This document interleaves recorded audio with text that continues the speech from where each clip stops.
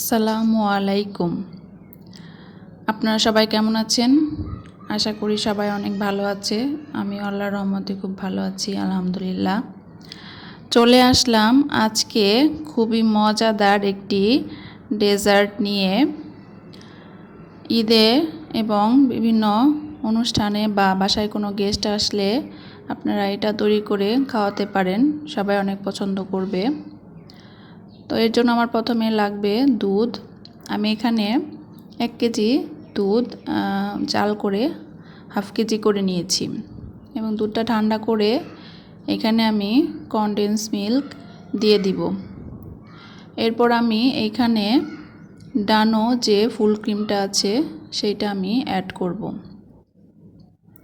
খেয়াল রাখবেন দুধটা যেন ঠান্ডা থাকে।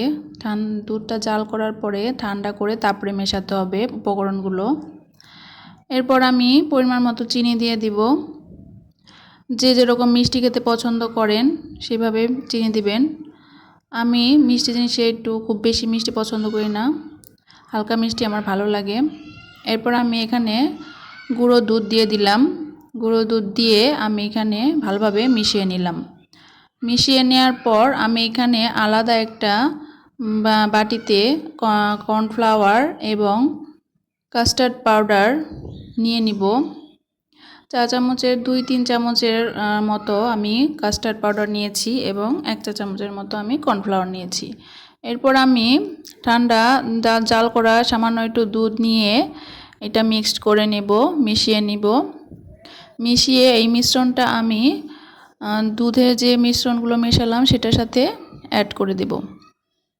এরপর ভালোভাবে নেড়ে চেড়ে চুলায় বসিয়ে দিব।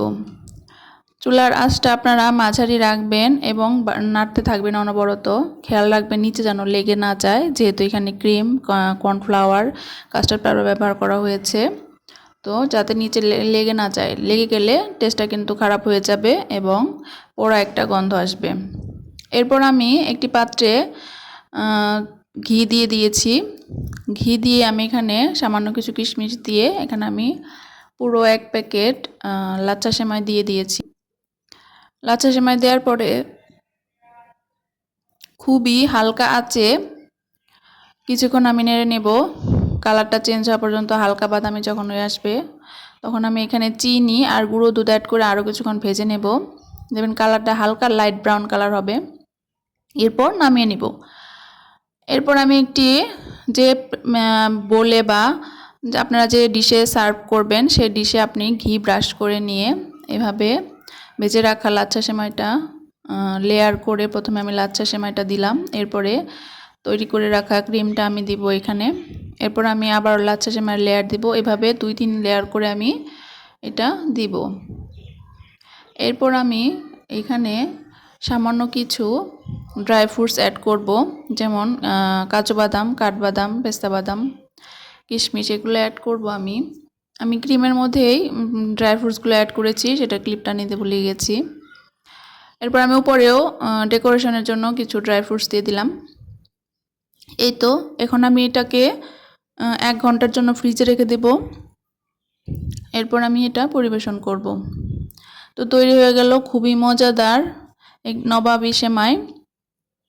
এই সেমাইটা এইভাবে আপনারা যদি বেক করেন তাহলে কুনাফা হয়ে যাবে, একই প্রসেস।